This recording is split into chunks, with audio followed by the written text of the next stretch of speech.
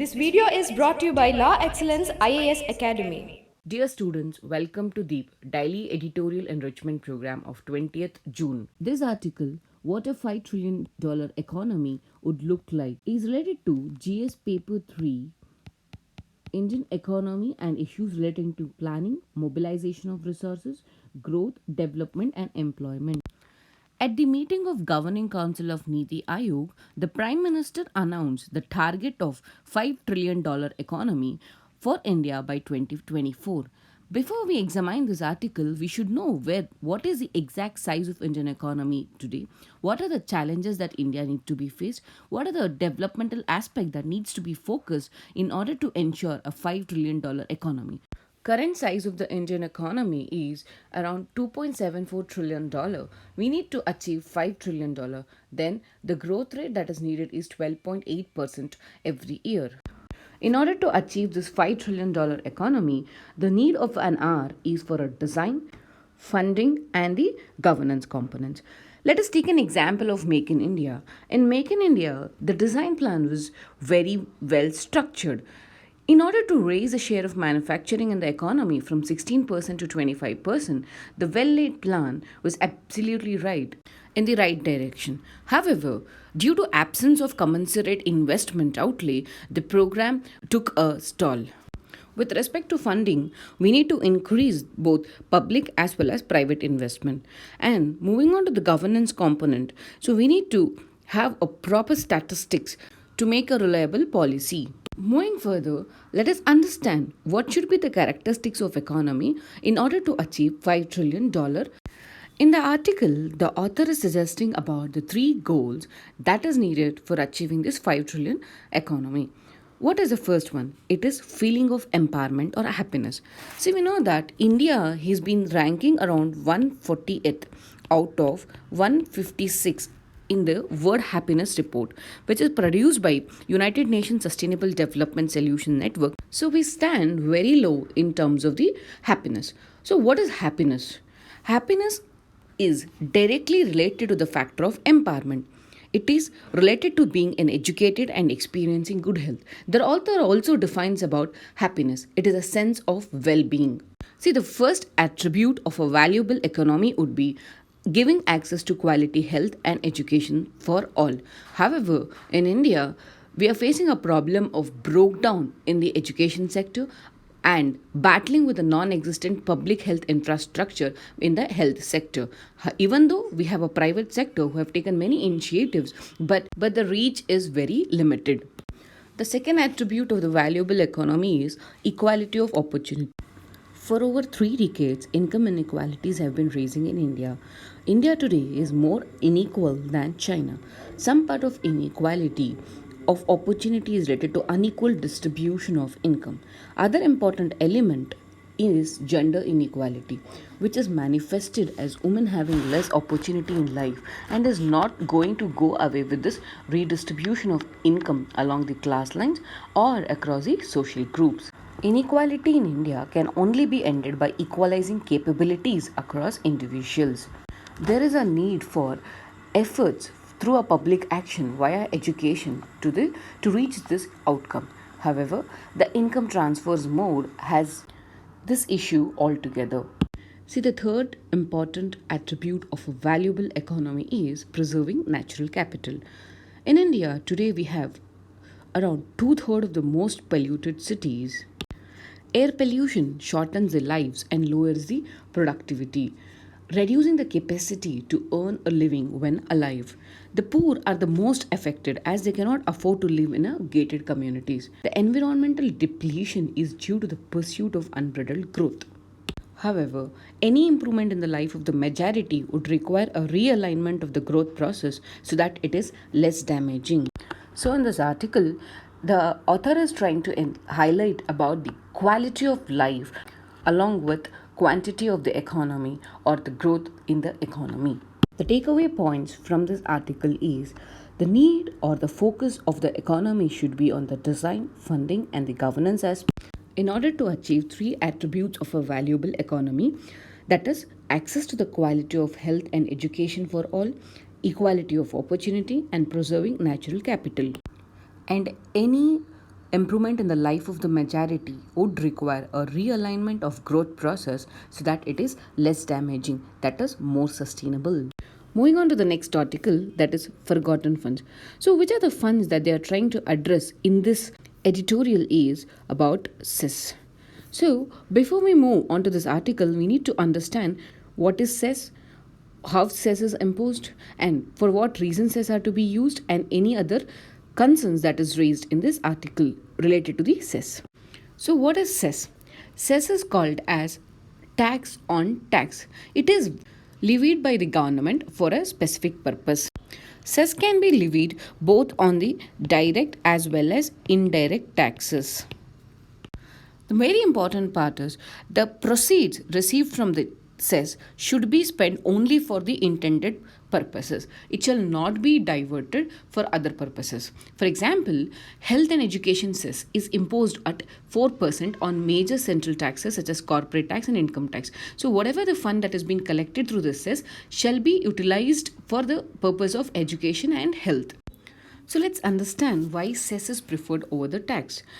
See, as said, the cess or the tax proceeds which are collected from the cess need not be shared with the states as well as union territories. The second choice is it is easy to introduce, modify, and abolish. The third reason why cess is preferred is cess can be imposed to meet the specific socio-economic goals. Example, Krishi Kalyan cess for the farmers, Madhyamik and Uchitar Siksha Kosh, that is for secondary and higher education promotion. Therefore, cess is more preferred than tax. Recently, in the Union Budget 2019, 4% of health and education cess announced. Out of that, 3% goes to the education and 1% to provide for the health care to the rural families. The proceeds from the cess will be channelized towards Conjoint Fund of India. If the government has to utilize this fund, then a dedicated fund has to be set up. As long as the dedicated fund is not created, the cess proceeds remains unutilized. See, the dedicated fund for primary education, that is Prarambhik Siksha Kosh, was created in 2005, a year after the cess was introduced. However, for higher education and secondary education, that is Madhyamik and Uchitar Siksha Kosh, was set up in 2017, that is after 10 years of introduction of the secondary and higher education. Due to this, there is delay in setting up of the dedicated fund, this thereby leading to the non-utilization of the cess proceeds. According to the CAG audit report, the proceeds from secondary and higher education fund proceeds 94,000 crores is lying in the Madhyamik and Uchitar Siksha Kosh is unutilized. This is much higher than the public expenditure on the school and higher education in 2018, which was estimated to be around 80,000 crores. Therefore, the government should begin utilizing the cess proceeds and also publish an annual account of the manner in which they have been utilizing the proceeds of the cess. If cess is introduced for a specific purpose and if it is completely non-utilized, then in such a case, the whole action is unjustified. Therefore, the government is accountable to the taxpayer for the compulsory contribution he has made towards the education cess. The take-home point is, it is not just imposition of the cess for a specific purpose. Whatever the cess has been imposed, a dedicated fund need to be created for it, and effective utilization of the cess needs to be done in order to ensure a proper utilization of the fund as well as the development of the particular sector. Moving on to the next article, that is deadlock in Libya. See, recently Prime Minister Al-Sarraj has made a peace plan which includes setting up of a national peace forum with the help from United Nations. That is to be simultaneously followed by presidential and parliamentary elections in order to ensure wanton polity may return to the stability. Let's understand how did these deadlock resulted in. See, this country descended into chaos after the protest against the dictator Muammar Gaddafi in 2011. NATO invaded outs the Gaddafi, but neither the foreign powers nor the local allies managed to fill the vacuum left by the regime that has been in power for the 4 decades. The United Nations recognized government in Libya has been fighting many rebels who are fighting against the government. Therefore, a peace offer made by the government would hopefully help in resulting the ceasing of hostilities. The regional dynamics also has played its role in the Libyan crisis. Libya illustrates what regime change wars could do to a country. Changing a regime using a force could be easy, as the examples of Iraq and Libya suggest, but rebuilding a new state is not. Therefore, now it's a responsibility of all the countries that invaded oil-rich North African nation to serve their oil interests. Now they need to work beyond their narrow geopolitical interest towards ensuring the peace. Let's move on to the next article. Beyond Mayday, the Jet Airways has run out of the runway. 2 months after the jet halted all its flight operations, the airliner have decided to refer it to the National Company Law Tribunal and initiate the insolvency proceedings in a bid to recover the money owed to them. There was a delay in initiating this insolvency process, thereby, it has eroded the goodwill of the customers as well as other key assets of the airlines. There are various problems or challenges that aviation industry is currently facing. It may be rise in the aviation turbine fuel or high operational cost, repeated government interventions, high service tax, shortage of maintenance facilities, competition from the foreign airlines, congestions at the airports, and lack of qualified pilots and the technical manpower. Therefore, it is a need of the hour wherein policymakers should review the several issues faced by the aviation industry, as well as government needs to make some changes wherein insolvency and bankruptcy code can be made to be more suited to the specific industries like aviation sector, as like United States Chapter 11 bankruptcies, wherein with this thing, US major aviation industries like Delta and United did not only solve their crisis but also came to be one of the strongest aviation player. The spate of Kingfisher Airlines, Jet Airways remind us that there is an urgent need for the government to initiate the reform process in the aviation industry. Moving on to the next article, Game of Chicken in the Gulf. This article speaks about the conflict between Iran and US. This article is important in the perspective of GS Paper 2 International Relations. See, what is this game of chicken? In this, each tried to avoid a physical clash. One of the conflicting participants has to back down. However, currently neither Iran nor the US are backing down, and they're constantly engaging in the actions that would lead to a clash between both the countries. Let's try to understand how US is pressurizing Iran. So first, it has imposed maximum pressure since from 2018. US withdrew from the nuclear deal. It has imposed sanctions on the Iran, which has damaged its economy. It has also reduced global exports of Iranian oil by putting pressure on other countries.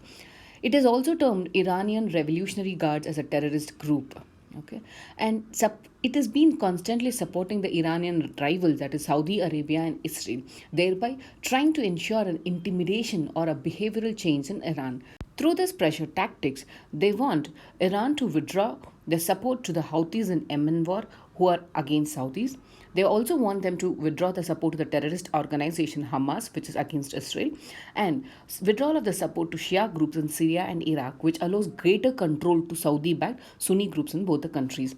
Now, Iran has four options. One, it is to agree to US demands, have a talk with US, but this would weaken the government at the Iran.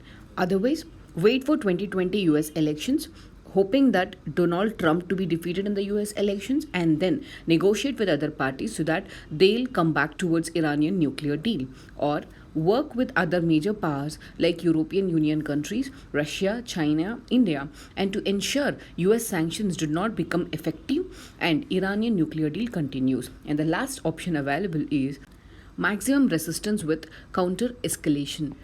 Iran continues to maintain resistance against US sanctions and of Iranian presence in Yemen, Syria, and other parts of West Asia. Apart from this, it is also indulging in counter escalation, whereby it is the brink of uranium enrichment. So, if US attacks, it can quickly develop nuclear weapons. It does not, then it's still maintaining the JCPOA enrichment limit. Thank you. Have a good day.